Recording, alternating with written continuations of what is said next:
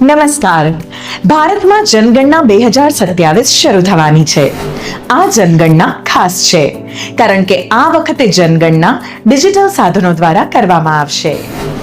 પ્રથમ તબક્કામાં ઘર યાદીની કામગીરી એટલે કે દરેક ઘર અને કુટુંબની નોંધણી અને ગણતરી કરવામાં આવશે અને બીજા તબક્કામાં વસ્તીની ગણતરી કરવામાં આવશે. ચાલો આપણે પ્રથમ તબક્કા વિશે વાત કરીએ. આ તબક્કામાં નિમણૂક કરવામાં આવેલા ગણતરીદારો દરેક ઘરની મુલાકાત લેશે અને તેમના વિશે માહિતી એકત્રિત કરશે. પરંતુ આ પ્રક્રિયા સ્વગણતરી પોર્ટલ પર જાતે પણ કરી શકાય છે. કુટુંબનો મુખ્ય માણસ અથવા તેમના વતી કુટુંબનો કોઈ પણ સભ્ય આ પોર્ટલ પર જઈને પોતાના ઘર અને ઉપલબ્ધ સુવિધાઓ સંબંધિત માહિતી જાતે પણ ભરી શકે છે. એકવાર કોઈ મોબાઈલ નંબર સ્વગણતરી માટે નોંધાઈ જાય પછી તે બીજા કુટુંબના ઉપયોગ માટે લઈ શકાતો નથી અને આ જ રીતે એક વખત નોંધાયેલ કુટુંબના મુખ્ય માણસનું નામ બદલી શકાતું નથી. જો લોકો પોતે જ સ્વગણતરી પ્રક્રિયા કરે તો સમગ્ર ગણતરી પ્રક્રિયા વધુ સરળ અને ઝડપી બની જાય છે અને તે એક મહત્વપૂર્ણ હેતુને સિદ્ધ કરે છે. સ્વગણતરી એક વિશેષ સુવિધા છે. આ સુવિધા સંબંધિત રાજ્ય અથવા સંઘ પ્રદેશના ઘર યાદીની કામગીરી શરૂ થાય તેના 15 દિવસ પહેલા ઉપલબ્ધ કરવામાં આવશે. જો તમે ઈચ્છો તો તમે સ્વગણતરી દ્વારા પહેલેથી જ તમારી વિગતો નોંધાવી શકો છો. સ્વગણતરી પોર્ટલ પર તમારી વિગતો કેવી રીતે દાખલ કરવી? સૌપ્રથમ એસી પોર્ટલ ખોલો. ત્યારબાદ તમારું રાજ્ય અથવા સંઘ પ્રદેશ પસંદ કરો અને ત્યારબાદ કેપ્ચા ભરો.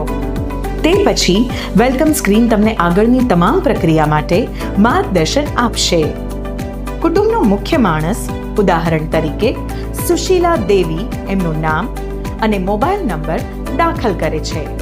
તમારી પસંદગીની ભાષા પસંદ કરો. પછી ઓટીપી દ્વારા ચકાસણી કરવામાં આવે છે. આ સંપૂર્ણ પ્રક્રિયા ખૂબ જ સુરક્ષિત અને સરળ છે. તમારો જિલ્લો અને નજીકનું એક પ્રસિદ્ધ સ્થળ પસંદ કરવું જરૂરી છે. પછી તમે શોધેલ સ્થળ મુજબ નકશા પર એક માર્કર દેખાશે.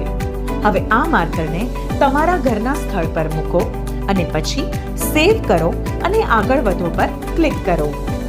આ પછી ઘર યાદીની કામગીરીના પ્રશ્નોનું પેજ ખુલશે. તેમાં મોટાભાગના પ્રશ્નો વિકલ્પ આધારિત હશે. નામ દાખલ કરવા માટે ફોનેટિક અને વર્ચ્યુઅલ કીબોર્ડની સુવિધા પણ ઉપલબ્ધ રહેશે. તમને કોઈ પણ શંકા હોય તો વારંવાર પૂછાતા પ્રશ્નો અને ટૂલ ટિપ્સથી તરત જ માર્ગદર્શન મળશે. જો તમારા દ્વારા કોઈ પ્રશ્ન અથવા માહિતી અધૂરી રહી જાય તો સિસ્ટમ આપમેળે તમને સૂચના આપશે. બધી વિગતો ભરી લીધા પછી તમારા દ્વારા ભરવામાં આવેલી માહિતીને ધ્યાનપૂર્વક તપાસો. તમે તેમાં સુધારા પણ કરી શકો છો. પછી તેને સેવ કરો અથવા સબમિટ કરો. માહિતી સબમિટ કર્યા પછી પ્રથમ અક્ષર H થી શરૂ થતી 11 આંકડાની એસી આઈડી તમને સ્ક્રીન પર દેખાશે. આ આઈડી તમને SMS દ્વારા પણ પ્રાપ્ત થશે. જ્યારે ગણતરીદાર તમારા ઘરે આવે ત્યારે આ એસી આઈડી તેમને અચૂકથી બતાવો.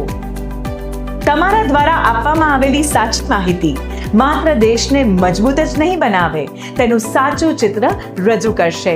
તો આ કાર્યમાં જરૂરથી ભાગ લઈ તમારો સહકાર આપો. આપણી જનગણના, આપણો વિકાસ.